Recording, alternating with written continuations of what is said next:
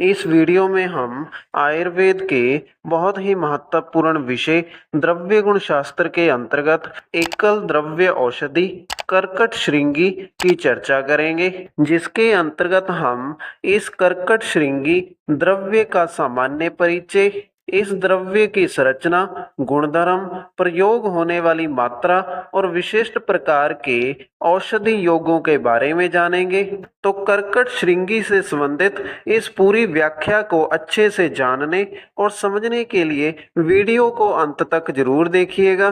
तो यहाँ पर कर्कट श्रृंगी द्रव्य की व्याख्या में सबसे पहला हेडिंग इसके सामान्य परिचय का लिखा है, जिसकी व्याख्या में कर्कट श्रृंगी के अलग अलग भाषाओं में वर्णित नाम लिखे गए हैं, जिसके अनुसार संस्कृत में इसे श्रृंगी, कर्कट श्रृंगी, कर्कट आख्या, कुलीर विषाणिक, अज श्रृंगी कहा जाता है। हिंदी में इसे काकड़ा, काकड़ा सिंगी और कक्कर के नाम से जाना जाता है। इसके अलावा मराठी में इसे काकड़ा शिंगी, काकड़ा, गुजराती में काकड़ा, बंगाली में कांकरा, श्रृंगी, कांकड़, अंग्रेजी में इसे गाल्स और क्रियाप्सक्ला और लैटिन भाषा में इसे पिस्टैशिया इंटेग्रिमा कहा जाता है। इसके बाद अंत में कर्कट श्रृंगी की कुल का नाम लिखा है, जो कि अनारकार्डियेसी लिखी गई है।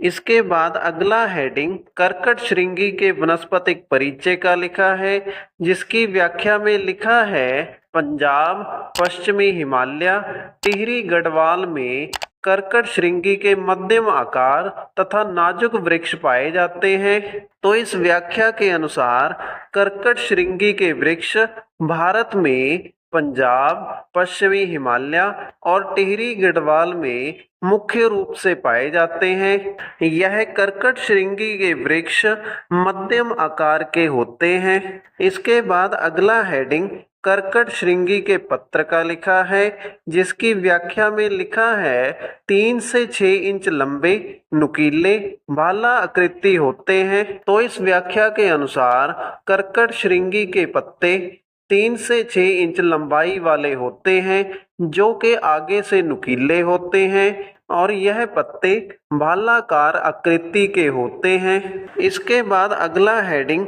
कर्कट श्रृंगी के पुष्प का लिखा है, जिसकी व्याख्या में लिखा है छोटे छोटे तथा दल रहित होते हैं।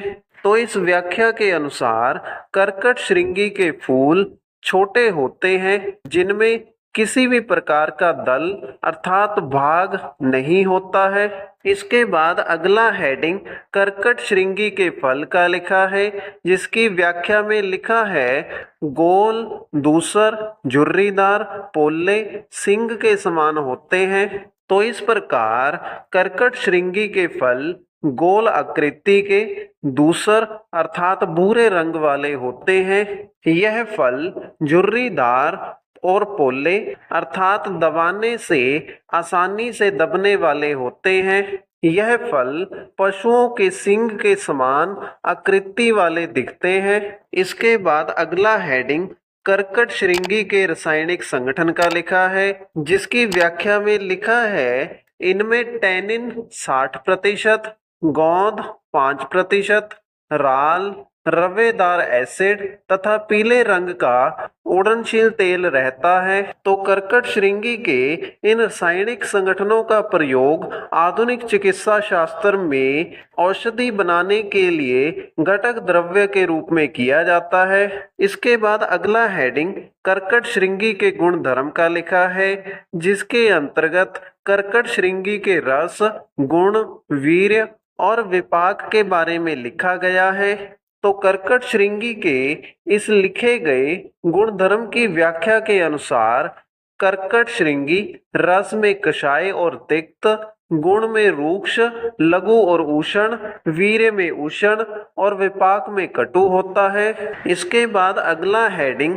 कर्कट श्रृंगी के प्रभाव का लिखा है, जिसके अंतर्गत उन रोगों के नाम लिखे गए हैं जिनमें कर्कट श्रृंगी या इससे बनने वाली औषधियों का प्रयोग किया जाता है। इन रोगों में हिक्का अर्थात हिचकी, श्वास रोग अर्थात अस्थमा, सर्दी रोग अर्थात मुख में से पानी ज्यादा आना या जी मचलाना, अतिसार अर्थात लूज मोशन लगना, गृहिणी रोग अर्थात छोटी आंत्र से संबंधित एक रोग, और अंत में बाल रोग का नाम लिखा गया है। इसके बाद अगला हेडिंग कर्कट श्रृंगी के प्रयोज्य अंग का लिखा है, जिसकी व्याख्या में लिखा है श्रृंग आकार कोश, जिसका अर्थ ये है कि कर्कट श्रृंगी के वृक्ष पर इसके पत्तों पर कीड़ों के द्वारा बनाया गया श्रृंग आकार अर्थात जानवरों के सिंग की आकृति के समान एक भाग होता है, जिसका प्रयोग